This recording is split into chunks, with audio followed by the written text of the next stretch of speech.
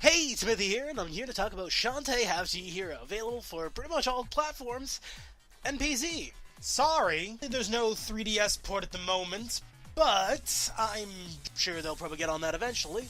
For those of you unaware of the Shantae series, it originally started on the Game Boy Color of all systems, and then eventually moved on to DSi, then 3DS, and then eventually making its way to home consoles and PC. This is actually the first installment in the Shantae series where it seems like this one was built more for home consoles first and handheld second. I have to say, this is actually one of the more interesting Shantae games, as I didn't have to resort to using guides as much as I did with the previous installments, so it's a lot more easily accessible for the newcomer.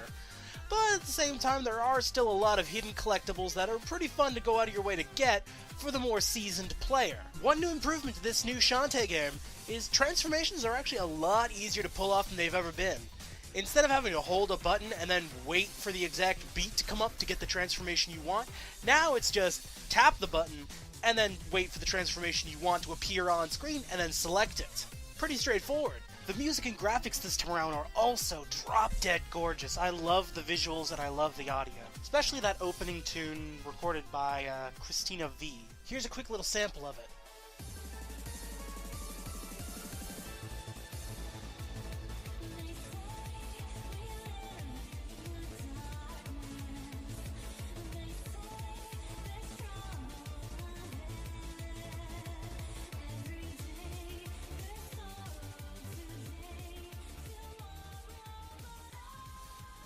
And if you'd like to hear more of that track, you can actually listen to it in the E3 trailer for this game.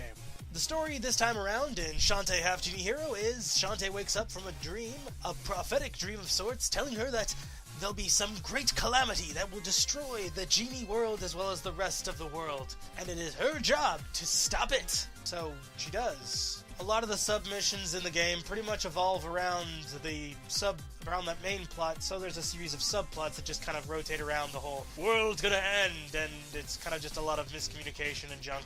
But still interesting nonetheless. It's a fun game, and I had a blast playing it all the way through from beginning to end, so yeah.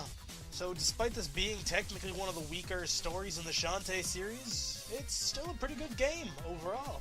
Gameplay-wise anyways. Although, I feel like anyone, if they've never played a Shantae game before, and they were only judging their knowledge of the series based off this one installment, they would definitely have a good time with it. If anything, this is probably one of the better installments in the series, and I would actually recommend this as a great jumping off point. It's kind of a soft reboot, not a wholehearted reboot, so you can play this one without having played the previous games. However, there is subtle nods and hints to the previous installments, but not much outside of that. Until next time, this is Timmy, signing out, and see you later. Bye-bye.